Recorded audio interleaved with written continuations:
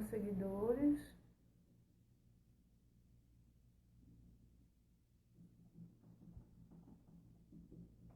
Já tem 3 pessoas visualizando, 5, tá entrando, pessoal.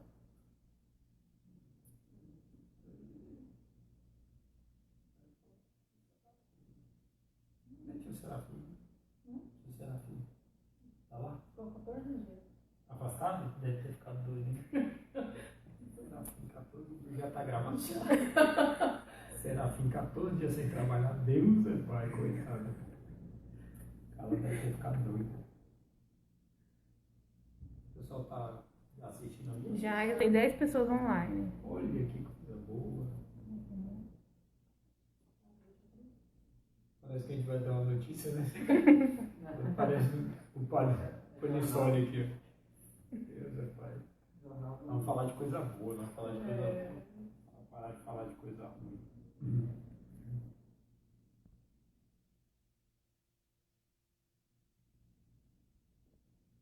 Alguém tirou o sapato aqui, tá com chulé. Tá com você não tirei o meu. Ufa, meu Deus do céu. Mentira, gente, é mentira. Eu não tirei o sapato.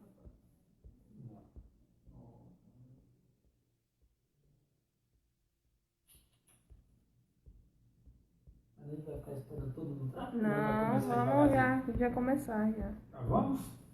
Vamos, Flaviane. Olá, estamos aqui com o Dr. Giacomo Zambon, erramos o seu nome. Primeira vez, né? Normal. Convidamos ele para falar sobre a depressão em idosos em tempo de pandemia. E gostaria, em nome da União, agradecer o senhor ter aceito o nosso convite. Tá? E os alunos que estão participando podem mandar as perguntas aqui para mim, para o Jonas ou para a Jéssica, que a gente vai conversando aqui com o doutor durante essa live. Antes de tudo, eu queria agradecer, falar que nós estamos, Flaviane e eu, sem máscara. Jonas está bem posicionado, a gente fez nossos exames e graças a Deus a gente não está com coronavírus. E abordar esse tema que eu acho que é super importante. Quando a Flaviane perguntou o que a gente poderia abordar, a minha primeira ideia seria a gente falar um pouco mais sobre as consequências dessa pandemia. Quanto à patologia, quanto à doença, quanto ao que o vírus causa, está sendo bem estudado, está sendo bem trabalhado. E muitas vezes a gente deixa de lado uma situação que é muito importante, que é o caso dos idosos. O que acontece com os idosos? Todo mundo fala, isolamento horizontal, isolamento vertical, isolamento isso, isolamento aquilo, mas um ponto primordial e verdadeiro é que a gente tem que afastar os grupos de risco. E os idosos estão nesse grupo de risco. Com isso, a gente começa a notar algumas diferenças nesses pacientes idosos e esses pacientes idosos eles acabam apresentando algumas alterações importantes. Então, por que abordar esse tema? Esse tema, na minha opinião, como geriatra, é um dos temas mais importantes que veio para mudar a nossa forma de ver tudo relacionado à pandemia. O coronavírus, a gente sabe que é uma patologia com uma alta letalidade quando acomete esse grupo de risco. Isso, então, faz com que a gente comece a pensar em formas de poder afastar esses pacientes. Quando a gente fala isolamento, a gente pesa muito a palavra. Quando a gente fala isolamento, a gente fala em distanciar esse idoso a ponto de ele ficar só. Isso aí realmente não é uma coisa boa, não é uma coisa exata. Na verdade, o ponto principal é a gente fazer com que haja o afastamento social dos fatores das pessoas que estão no grupo de risco. E o idoso, como se encaixa nesse grupo. O que a gente vem notando bastante é alterações psicológicas, alterações psiquiátricas com esse isolamento. O número de pacientes com depressão vem aumentando cada vez mais no decorrer desses últimos 10 anos. E essa pandemia veio para concretizar uma situação que a gente levava muito em consideração, como geriatra, como pessoas que estudam o envelhecimento, de que as pessoas mais velhas elas estão propensas a um maior risco de depressão. Por que isso? Realmente ligado a esse distanciamento familiar, não em tempos de pandemia, estou falando momentos antes. Afastamento familiar, essa saída da inclusão social, a não inclusão digital de muitos pacientes idosos, as necessidades de locomoção, a não adaptação para essa facilidade de locomoção, faz com que os idosos acabem se tornando pessoas mais sozinhas. E aí veio, sem mais sem menos, eu posso chamar uma tragédia, que é esse vírus, e distanciou muito mais essas pessoas. Isso fez com que o número de pacientes com quadro depressivo subdiagnosticado. Por quê? A obrigação que foi imposta de isolamento social faz com que esses idosos não procurem assistência, entendeu? Então isso faz prejudicar bastante. Então o que seria importante? Seria importante a gente destrinchar o que seria importante para poder levar uma qualidade de vida para esses idosos, entendeu? Então a parte principal seria mudar essa nomenclatura de isolamento para afastamento social e para que a gente pudesse criar caminhos e fazer com que esses idosos se sintam amparados, entendeu? O que vem acontecendo muitas vezes? Muitas vezes eu pego um idoso que vai no consultório com um quadro depressivo e aí eu pergunto como é que está? Como está essa situação frente a uma pandemia? Como que o senhor está se sentindo? Doutor, eu me sentia ruim, hoje eu estou me sentindo péssimo. Porque antes, pelo menos, meu neto ia vir me ver, minha filha, pelo menos, me ajudava em algumas coisas. Agora, colocou um funcionário aqui para ficar com a gente, comigo e com a minha esposa, e é nós três, entendeu? Minha filha, se eu saio do portão, ela já me critica, fala que pai, te viro no portão, entendeu? Então, acabei ficando mais preso relacionado a isso. Na verdade, o que tem que ser muito bem exposto é que essas pessoas elas têm o poder de liberdade. O que a gente precisa demonstrar e deixar bem claro é como essa liberdade pode ser aproveitada, entendeu?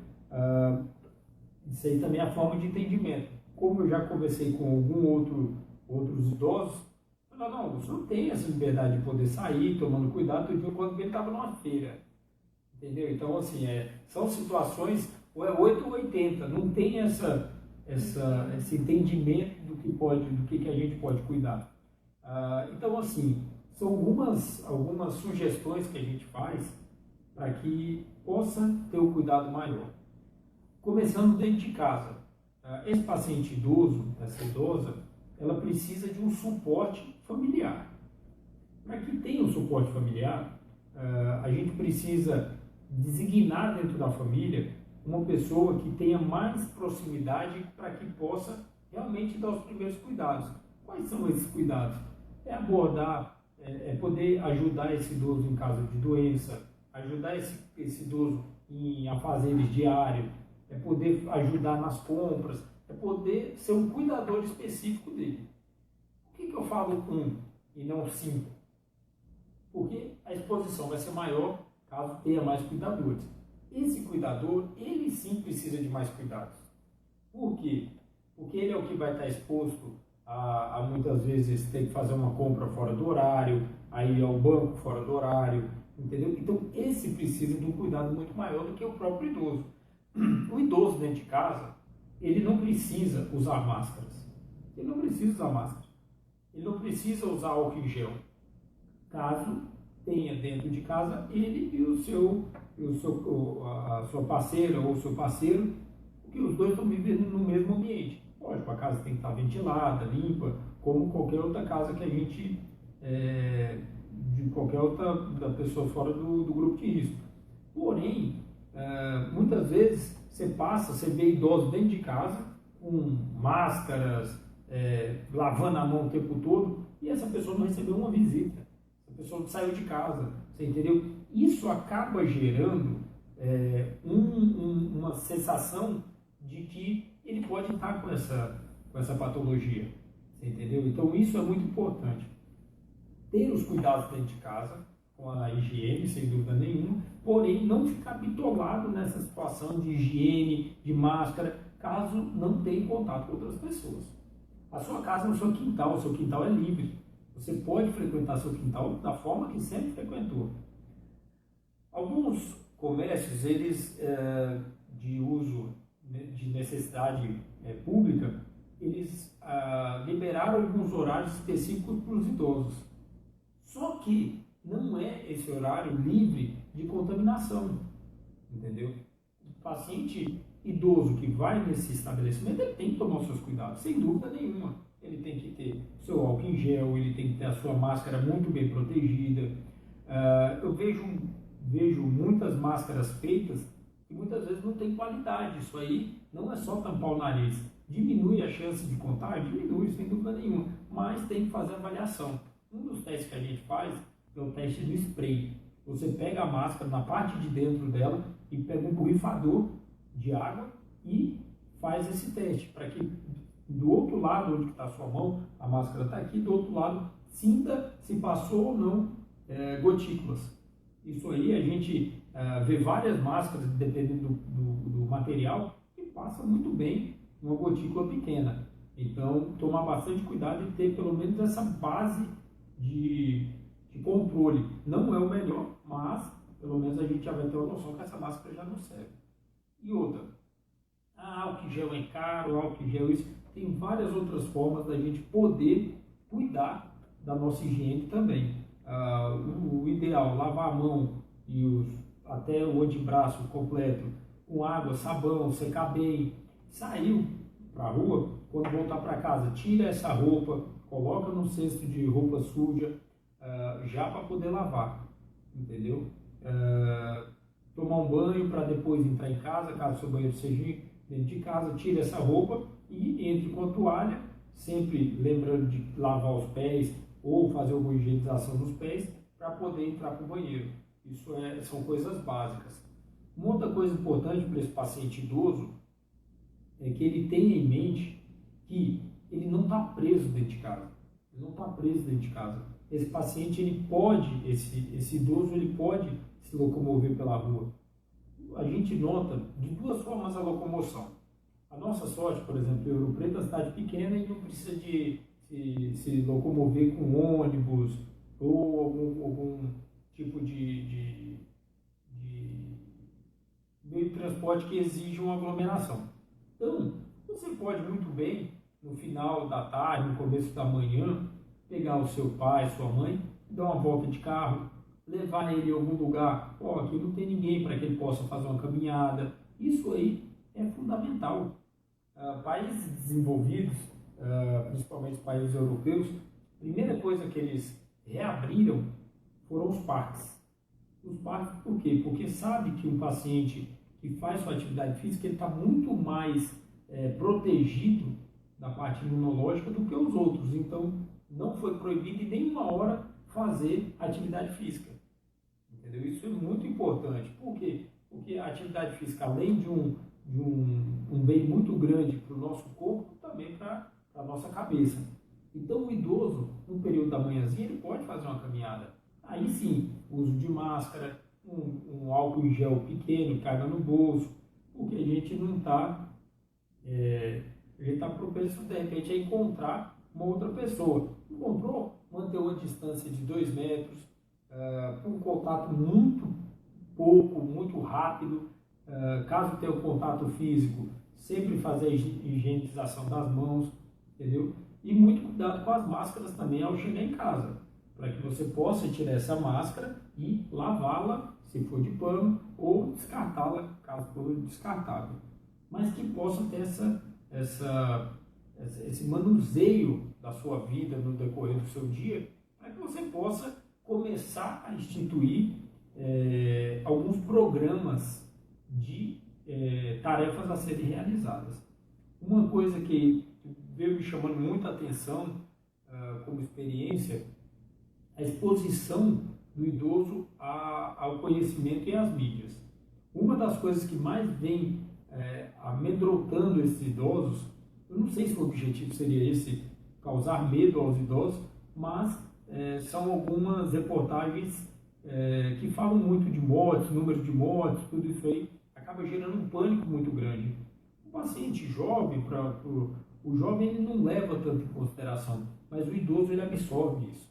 Então o que é mais importante? Começar a colocar alguns programas de televisão, de rádio, mesmo de internet, YouTube, que favoreça o entendimento da doença, mas que não coloque esse pânico na população, porque realmente eles absorvem isso. Isso é muito legal da gente comentar. Então, alguns programas, sempre eu pergunto para meus pacientes, você, que religião o senhor é? O senhor é católico, evangélico? Para que possa ter essa integração entre a fé e o acontecimento, para que ele possa, tal hora não posso ir à igreja, mas que tenha uma live, que tenha um canal que eu possa assistir, e evitar esse confronto midiático, porque isso gera um pânico maior, até mesmo para o jovem, imagina para o paciente idoso. Então, isso é uma das coisas que eu sempre peço para que possa afastar. Programas da Atena, sensacionalistas, a gente tem que evitar, pelo menos nesses momentos, para que a gente possa ter uma saúde mental mais adequada para esses pacientes idosos. Uma outra coisa que a gente tem que levar em consideração é esse que eu chamo de programa diário, para que a gente possa elaborar programas diários para esses pacientes, como por exemplo, ter um horário certo para poder acordar, um horário certo para tomar o café, nesse período da manhã colocar alguma atividade que ele goste, por exemplo, horta, se ele gosta de capinar, se ele gosta de mexer com madeira, ou fazer um crochê, ou a idosa se preparar para fazer o almoço, dividir as tarefas do almoço, coisa que não é muito comum, mas que nesse período de pandemia possa participar o casal. Outra coisa importante, estabelecer os horários concretos das refeições, do café, do almoço, da janta, e dar mais importância aos lanches, tanto o lanche da manhã quanto o lanche da tarde, para que possa haver o contato com o casal, para que possa haver o contato com o cuidador principal, para que possa falar dessa doença, mas que fale de outras coisas muito boas. Por quê? Porque acaba que a tecnologia ela ocupa um espaço que antes não tinha. Esse espaço era dado por conversas, por bate-papo entre a família. Hoje é um WhatsApp, é um vídeo no YouTube, é um aplicativo diferente. Então, para que volte a ter esse contato, do casal, o contato da família, entendeu? Por exemplo, tem pacientes que moram só, que tem um filho que mora nos Estados Unidos ou mora em outro país, e ela se sente muito só. O que a gente recomenda? Todo dia de manhã, onde você estiver, faz um vídeo, mostra o filho, que é o netinho, mostra como está a família, mostra coisas novas, interage, tenta solicitar alguma tarefa para esse idoso, fala, mãe, eu preciso daquela foto quando eu era criança, sabe, coisas que interajam esse idoso para que ele possa se sentir amparado mesmo distante, entendeu? Muitas coisas que a gente usava já como tecnologia, usar videochamada para pacientes que não estão perto dos seus entes queridos, para que possa tomar café junto, possa bater papo, não vai poder abraçar, mas vai poder desfrutar daquele momento, tanto do café, do almoço, da janta, ter um período do dia para ligar, conversar por vídeo, entendeu? Então, aproveitar isso aí. Isso que a gente está fazendo agora, fazendo essa live, vocês vão ver que do lado, aqui em cima, vai ter milhares de pessoas fazendo live, entendeu? Então, é uma forma de tecnologia que está chegando e vai afastar outras mais arcaicas. Então, a gente tem que estar ligado nisso aí, para que a gente possa incluir esses idosos que estão afastados socialmente, não isolados, para que ele possa interagir com a sociedade que está ali fora, que está tentando se cuidar e realmente está tentando se cuidar para proteger eles, entendeu? Então a gente tem que levar bastante em consideração isso aí e fazer com que esse número de pacientes isolados comece a cair, entendeu? Que eles não fiquem isolados, que eles fiquem afastados realmente até os números dessa pandemia começar a cair, que possa retornar à vida normal. Então, esse momento é um momento de muito cuidado. A gente tem que ter esse cuidado. Até quando? Isso aí o tempo vai dizer. A gente está entendendo um pouco mais da doença, está procurando formas de controlar, entendeu? Mas o principal agora é que cada um se conscientize para que a gente possa fazer o melhor para proteger esse grupo de risco e proteger nossas famílias também. Isso é um ponto muito interessante. Família, eu acho que seria interessante, de repente, se alguém tiver alguma pergunta para que a gente... Já tem? Doutor, essa questão de tristeza e estresse pode afetar o sistema imunológico do idoso? Sem dúvida nenhuma. O paciente idoso, ele desenvolve um quadro de tristeza, de adinamismo, tudo isso aí faz com que ele diminua a sua alimentação, com que ele diminua a sua atividade física, o seu interesse. Tudo isso faz com que gere uma alimentação, faz com que gere uma certa revolta com a situação que ele está vivendo. Muitos pacientes idosos já chegaram para mim e falaram: doutor, chegou um ponto que assim, ser idoso é horrível, eu não posso sair da minha casa. Se eu fosse jovem, pelo menos eu poderia fazer minhas coisas, mas hoje, como idoso, eu estou isolado, eu não tenho condição disso. Então, para ir no mercado, eu não vou no mercado, então eu vou comer qualquer coisa que tem na minha casa. Isso tudo tende a aparecer alterações que sugerem malnutrição, uma desidratação. Tem pacientes que vêm um número aumentado também, que foi bem interessante nessa pandemia, número de herpes zoster, que é uma patologia que aparece muito quando o sistema imunológico está mais deficitário. Então, assim, tem muitas coisas que a gente tem que estar sempre de olho, porque nem sempre vem com um quadro depressivo instalado. Ele vem com essas revoltas, com algumas doenças características, anemia, insuficiência dos rins devido à desidratação, anemia com a alimentação, que pode sugerir um padrão depressivo. A Camila fala aqui: doutor, sobre o isolamento, conheço idoso que tem medo do isolamento, né, e fica sozinho. Exatamente, porque para o idoso, a velhice já é um isolamento natural. Por quê? Ele acaba perdendo as pessoas que ele ama, outras pessoas mais idosas, amigos, falecem. O medo do envelhecimento é isso, é você perder as pessoas que você ama, é você sentir o peso das dores que muitas vezes acontecem, entendeu? Não que seja o normal no idoso, mas que pode acontecer, mas isso aí faz com que o paciente idoso ele se sinta mais medroso. Quando eu vejo um paciente idoso na rua, tem muita gente que chega e fala assim: olha lá, irresponsável, mas ninguém está na pele dele. Na casa dele, muitas vezes, ele não ouviu nenhum cantar de passarinho, entendeu? Ele se sente só, ele se sente triste. E nessa situação, ele sai para a rua, entendeu? O que eu vejo de muito perigoso? Lógico, sair na rua não é eu aconselhar, mas caso isso aconteça, se previna, que use máscaras, que se mantenha longe, não procure de outras pessoas, não tenha aglomerações, mas que a gente tente entender também essas pessoas, entendeu? Estou perguntando como identificar se o idoso ele pode estar entrando em depressão. Na geriatria a gente tem uma escala que chama GDS, que é uma escala de depressão de geriatria. No consultório a gente usa muito isso. Uma das coisas que a gente nota mais rápido é que esse paciente ele começa a ficar irritado, ele começa a ter um padrão de irritação, ele começa a diminuir o apetite, ele começa a ter algumas críticas frente à convivência com outras pessoas e começa a colocar defeito em tudo, entendeu? Desde o apetite, desde que está muito quente, ele começa a colocar alguns empecilhos no seu dia a dia que você tem que ficar antenado. Acho que essa é a hora que muitas vezes tem que tirar esse idoso de casa, tem que levar esse paciente, esse idoso, para poder dar uma esparecida, ir no sítio, entendeu? A gente tem uma vantagem que é muito, muito, muito grande em relação a outras cidades. Você anda 2 quilômetros daqui, você já está num sítio, você já está no mato, você entendeu? Então, a gente não precisa viver aglomerado igual o grande centro, São Paulo, Rio, Minas. Então, a gente tem essa possibilidade de tirar o idoso de casa sem expor ele a uma doença. Então, tem que saber aproveitar isso aí, tem que saber levar em consideração, sentir as primeiras necessidades desse idoso de não conseguir ficar em casa.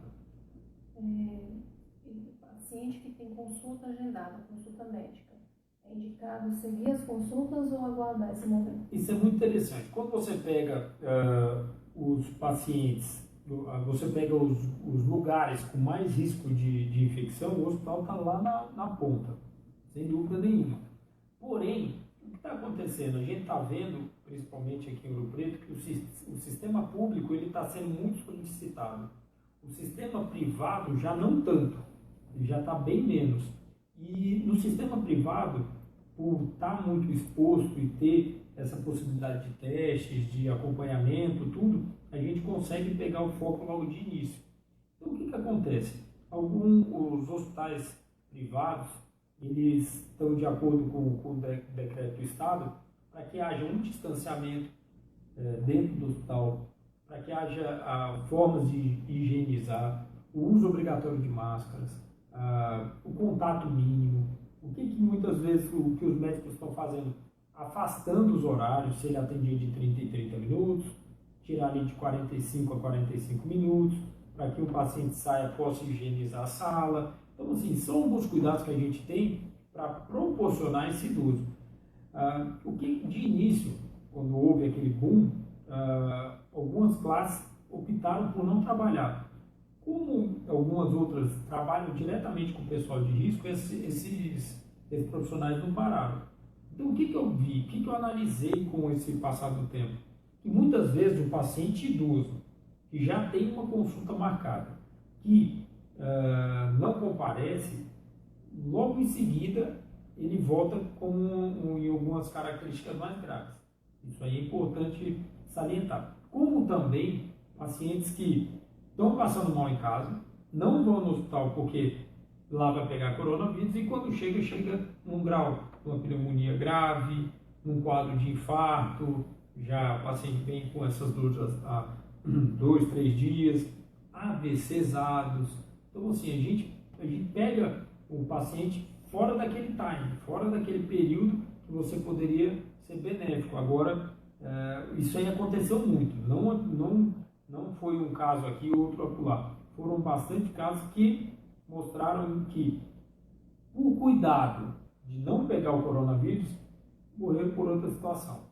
Então, eu acho que é importante salientar. Se esse paciente esteve isolado, ele foi até o hospital, chegou no hospital, o hospital tem uma estrutura para dar essa segurança para o paciente, eu acho que não precisaria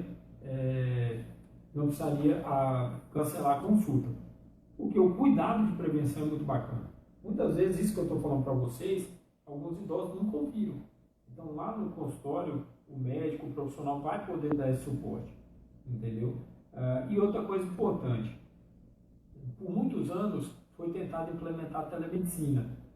E nós, da classe médica, boa parte dos médicos sempre foi contra. Nesse período de pandemia, foi liberado a telemedicina para que a gente possa dar um suporte para esses pacientes sem sair de casa. Na minha opinião, não é o ideal, mas agora é necessário. Espero que, com a normalização de tudo, isso acabe, para que não perca esse contato com o médico-paciente, para que a gente não perca esse contato e fique tudo digitalizado. Mas, por enquanto, já está autorizado e pode ser feito. Então, se você pode comparecer ou esteja precisando comparecer, não deixe de ir. Não deixe de ir. Agora, caso não, estou bem, estou tranquilo, tenho meus remédios, eu acho que dá para esperar 30 dias, dá para esperar 40 dias, entre em contato com o consultório, explica a situação e o médico já está ciente que você não vai poder vir, mas caso tenha alguma necessidade, ele vai estar ali para poder te dar esse suporte. A Luciana, ela faz um comentário aqui, ela é nossa aluna, mas ela também é agente de saúde, e ela fala que na área dela, onde a área que ela abrange, pessoas que estão descuidando com receitas e até mesmo os acompanhamentos médicos por medo de sair. Exatamente, foi o que eu falei. Eles estão deixando de se cuidar com medo do coronavírus. Sendo que a mortalidade por infarto, por AVC, é muito maior do que pelo coronavírus, eles acabam se importando com o que realmente está em ação, e não é de se criticar. Realmente tem que tomar todo o cuidado necessário, mas lembrando que tem outras patologias. Entendeu? A gente, em Paraná, em um centro específico, chamado Procardíaco, a gente viu a necessidade que os pacientes estão tendo, diminuiu muito o fluxo, mas os pacientes que estão vindo muito graves. Entendeu? Então, assim, está deixando de se cuidar, de fazer um trabalho de prevenção, de dar esse apoio ao idoso, e quando isso acontece, já é um pouco mais tarde. Assim mesmo, também são os pacientes que estão fazendo acompanhamento ou pesquisa de câncer. Entendeu? Eu precisava fazer minha mamografia. Não vou fazer a mamografia agora. Aí passou 2 meses da pandemia, agora talvez também não. Passou 1 ano, já tem 1 ano que o paciente está com nódulo no seio. Então, assim, esses acompanhamentos têm que ser muito bem estabelecidos, entendeu? Mas que devam existir. Isso é importante. Pergunta aqui, quando o agente de saúde se deparar com idosos que estejam totalmente desesperados, seria certo buscar ajuda de psicólogos online? Sem dúvida nenhuma. Isso aí é uma plataforma, hoje a gente tem várias plataformas que dão esse apoio. Um desses é o Zoom, que é um aplicativo que dá essa possibilidade de contato com o paciente idoso. Eu acho que é fundamental. Na minha opinião, a estratégia de saúde da família tem que elaborar um protocolo de apoio a esses idosos, desde oficinas virtuais, desde fazer pequenos trabalhos, serviços, artesanatos, levar até esse idoso, entendeu? Fazer com que esse artesanato volte para um meio para que possa ser distribuído, ou que haja o contato de um material feito por um idoso com outro idoso, fazer esse contato para que não exista o contato físico, mas o contato de amor, de proximidade, de ajuda um ao outro, que mostra o idoso a sua importância. Entendeu? Isso eu acho que depende muito também do serviço público, para que possa fazer esses contatos, essas oficinas virtuais, que está em extremamente expansão em outros estados. Outra pergunta. Nós, profissionais da saúde, o que podemos fazer para cuidar não só da saúde física, mas também da saúde mental desse paciente quando ele está interno? Isso é importante porque, assim, quando esse paciente ele chega a um padrão de internação, a gente leva em consideração que é um paciente com um grau de gravidade maior. Então, esse paciente ele tem que ser extremamente bem acolhido. E dali ele sai com informações válidas. Você imagina que é um paciente que já chegou debilitado, já chegou fragilizado, ele precisa sair dali mais forte do que ele entrou.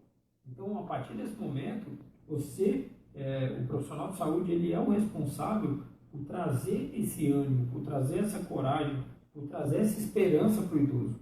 Porque com o passar dessa pandemia, vai se perdendo a esperança. Agora é o pico, a semana que vem é o pico de contaminação, depois da semana tem 2 meses que é o pico. Entendeu? Então, a patologia ela é contínua. O afastamento e o aumento da contaminação vai fazer com que diminua os casos. Então, a gente tem que tomar bastante cuidado. Mas o profissional de saúde é o responsável por dar conhecimento, por dar amor, por dar coragem e esperança para esse paciente idoso. Pode ser ofertada alguma coisa na alimentação do idoso que ajuda a imunidade? Então, olha só, tá vindo muitos trabalhos falando de tratamento de Covid, formas de prevenção, tudo isso aí. É uma doença nova, por isso que não tem vacina, não tem um tratamento específico. Algumas coisas que vieram para que possa ser suplementado para esse paciente seria a vitamina D, a vitamina do sol, a exposição ao sol, ou a via de suplementação, e o zinco. São duas substâncias que a gente usa em concomitância com outros, com a azitromicina, hidroxicloroquina, corticoide, anticoagulante, porque é muita informação, entendeu? entendeu? E poucos estudos que comprovam isso aí. Mas, de qualquer forma, uma alimentação balanceada, uma atividade física regular, a ausência de obesidade, a obesidade é um fator de risco importante para isso aí, e o controle das doenças de base, hipertensão, diabetes, dislipidemia, você vai fazer com que esse paciente se torne um risco, já é um paciente de risco, porém com um grau de gravidade menor. Ele vai estar bem fisicamente, mentalmente, então a probabilidade dessa doença evoluir mal é menor. Eu vou fazer uma pergunta aqui, mas se a vacina da influenza ela pode ter alguma ajuda ou não em relação ao Covid?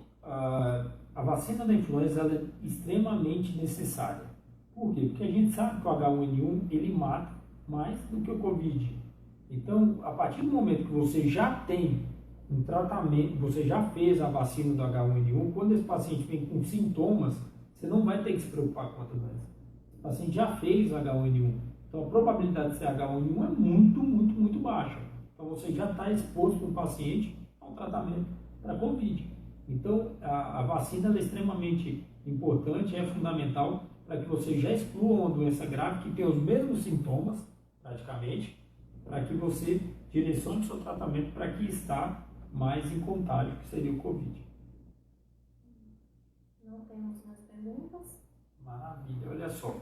Uma outra coisa importante é a gente ter consciência de até onde a gente pode ir, até onde a gente pode intervir.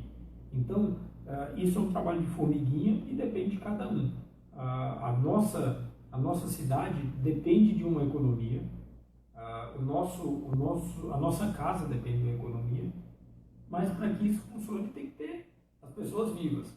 Então, não existe um lado e não existe o outro. Existem os dois que andam pelo mesmo caminho, entendeu? Então, uma economia que gire, mesmo que fraca, mas que continue girando, para que não diminua o desemprego, e uma população consciente que possa fazer o seu trabalho de prevenção, é o que faz a união para que possa caminhar. Então, o que é importante? A gente viu outros exemplos de cidade, como Porto Velho, que estavam tendo festas, eventos, mesmo que escondido. Não, só está 30 pessoas aqui, todo mundo é amigo. 30 pessoas, imagina o contato e a ramificação de 30 pessoas, você entendeu? Então, assim, o mais importante, tente aproveitar mais sua família, tente cuidar mais de sua família. Se você puder ficar em casa, fique. Se você não puder, se você tiver que trabalhar, vá trabalhar. No seu trabalho, exige condições de trabalho, exige máscara, álcool em gel, distanciamento do cliente, mas que as coisas aconteçam, entendeu? Que as coisas aconteçam.